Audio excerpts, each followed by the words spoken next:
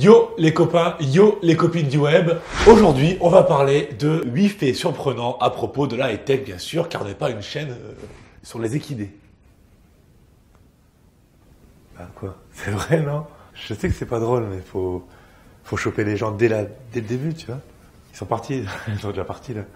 Je continue ou pas du coup? Du tout premier site web en passant du gros fake à propos de Mario depuis toutes ces années, on va relater plusieurs faits surprenants et toujours dans un thème que vous connaissez bien si vous souhaitez souvent la chaîne, la technologie. Bah du coup, c'est parti. Saviez-vous que depuis plusieurs mois, on pouvait se payer pour à peu près 100 000 $ un œil bionique? Bon ok, le nom est un peu aguicheur, mais on n'est pas loin d'un œil réellement bionique, comme dans les films. Il s'agit en fait d'une technologie assez particulière destinée aux personnes qui ne sont pas aveugles de naissance, mais qui ont perdu la vue, pour les personnes qui ont des problèmes au niveau de la rétine. Certaines personnes ont en effet perdu des photorécepteurs qui sont présents sur la rétine et qui permettent de capter la lumière et donc de voir des formes et des lettres, etc. Des scientifiques ont mis au point une invention assez particulière. Cette invention ultra ingénieuse est en fait très sophistiquée. Elle est composée de 3 parties. La première est un capteur qui va se situer sur la rétine ou sous la rétine et capter la lumière comme pourraient le faire des photorécepteurs. Mais ces photorécepteurs ont en fait été perdus. On va déjà donc modifier son œil pour qu'il puisse capter une image. Ensuite, pour capturer l'image et lui transmettre, il va y avoir une caméra qui sera implantée dans des lunettes et qui permettront de transmettre l'image à ce récepteur. Mais pour que les images passent de la caméra au récepteur, il faut un boîtier électronique dans lequel se trouve un micro-ordinateur.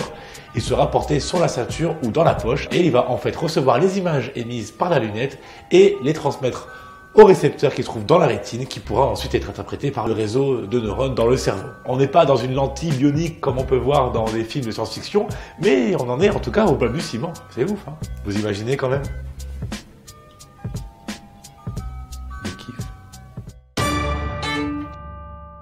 On peut techniquement cuire un œuf sur un microprocesseur. La température d'un microprocesseur peut monter jusqu'à 70 degrés et peut donc techniquement permettre de faire de la cuisine. Bon, ce serait un tout petit œuf, un œuf de pigeon à la limite, mais voilà, mais c'est pour le principe. Les températures peuvent donc monter jusqu'à 70 degrés, voire même légèrement un peu plus. Après, au-dessus, on arrive à des températures qui ne sont pas conseillées pour le processeur. Et c'est donc une des pièces les plus chaudes de votre ordinateur. C'est la raison pour laquelle il faut la refroidir absolument, sinon c'est foutu pour votre appareil. Il existe plusieurs moyens de refroidir un processeur. Tous les processeurs sont déjà refroidis grâce à de la pâte thermique.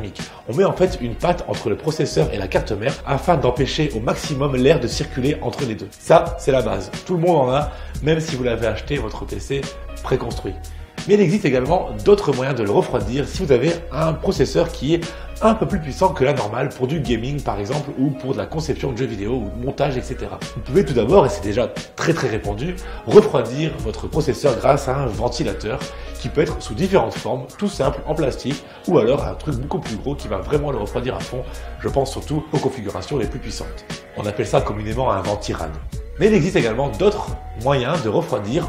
Au-delà de ceux-là, les plus populaires, les plus mainstream, comme on dit, vous pouvez refroidir votre matériel grâce à de l'eau, ce qu'on appelle le water cooling. Ça va en fait isoler la chaleur de votre processeur grâce simplement à de l'eau. Bon, c'est un peu plus complexe que ça, mais je vous le résume. On peut également le refroidir avec de l'extreme cooling, qui en fait utilise de l'azote liquide ou du gaz carbonique. Encore une fois, ça peut donner lieu à des installations vraiment impressionnantes, vraiment belles et très stylisées. Encore plus stylé, c'est le refroidissement avec de l'huile végétale ou minérale, le oil cooling. Vous allez en fait plonger tous vos composants dans de l'huile. Aussi curieux que cela puisse paraître, croyez-moi, le résultat est assez impressionnant puisque le système est très calme et il est très bien refroidi. Bien sûr que l'inconvénient, c'est que vos composants sont plongés dans de l'huile, donc c'est quasiment impossible de les revendre par la suite. Et si vous devez changer une des pièces, il faut enfiler des gants. Mais ça peut donner lieu à des créations très originales et très stylées. 1971, le premier virus informatique a été créé. Il s'appelait The Creeper. Il était plutôt inoffensif. Il s'immisçait dans votre machine et affichait sur l'écran I am the Creeper, catch me if you can, attrape-moi si tu peux. Et c'est tout. Certains disent qu'il lançait une impression avant de la stopper pour montrer qu'il pouvait prendre le contrôle sans pour autant tout foutre en l'air. Une fois qu'il avait fait cette petite blague, il passait à un autre ordinateur et recommençait. Le fait qu'il s'introduise dans votre système et qu'il passe d'une machine à une autre en fait Pas véritablement un virus à proprement parler, mais un ver. Donc tout a commencé comme ça, dans un labo scientifique. Et quand on y réfléchit, on a l'impression que c'est un scénario de film d'horreur, puisque le tout premier virus aurait été créé dans un labo scientifique et il affectait que le réseau interne. Ensuite, les virus ont évolué et ont été propagés via les disquettes pour ensuite être propagés via Internet. Vous voyez, c'est comme si ça partait d'une souche, une petite souche et ça se développait. On dirait le scénario d'un film de science-fiction. Et quand on y réfléchit encore plus, on se dit, mince, c'est quoi la prochaine étape? D'abord en local, après via des disquettes, après via Internet. Si vous voulez mon avis, ce sera les smartphones la prochaine cible des pirates. Et d'ailleurs, c'est le cas aujourd'hui. Ils commencent déjà à en développer. Des pirates russes sont déjà sur le coup et croyez-moi, ils bossent bien. C'est ça le problème. Parce qu'au début, les virus servaient à faire des blagues, à faire des farces, à tester des choses. Aujourd'hui, c'est devenu une véritable industrie qui rapporte des millions. Enfin bref. Les Japonais sont dingues, on le sait tous, mais parfois dans le bon sens du terme. Parce que moi, je trouve que c'est du marketing de haute volée. Depuis peu de temps, au Japon, vous pouvez acheter le carton du Nintendo Switch qui, en fait, va être vide. Vendu pour l'équivalent de 4 ou 5 euros, la boîte est en fait un carton à déplier qui est le carton officiel de la Switch. Il est bien entendu adressé aux collectionneurs qui ont déjà la console chez eux, mais qui n'ont pas un carton en bonne et due forme ou qui a trop souffert. Ou ça permet également d'acheter une console d'occasion sans la boîte, donc moins cher, et d'acheter le carton à côté. Ça peut peut-être paraître un peu curieux pour certains et un peu absurde, mais croyez-moi, ça fonctionne très bien. En témoigne le stock qui est actuellement épuisé. Et si vous collectionnez, vous savez forcément que les boîtes ont beaucoup de valeur, en tout cas beaucoup plus de valeur que le commun des mortels peut croire. S'il y en a un de vous qui met dans les commentaires « Oh, ça a fait un carton en fait !»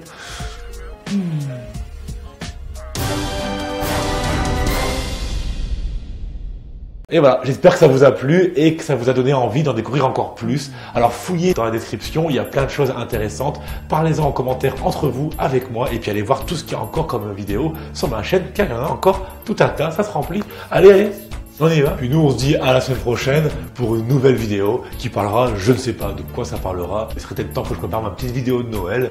J'y réfléchis actuellement. Passez une bonne semaine. Abonnez-vous si ce n'est pas déjà fait et si vous kiffez ce que je fais. Soutenez-moi sur les réseaux sociaux ou sur Tipeee si ça vous branche. En tout cas, faites ce que vous voulez, mais faites-le bien. Je vous dis à la semaine prochaine. Cheers!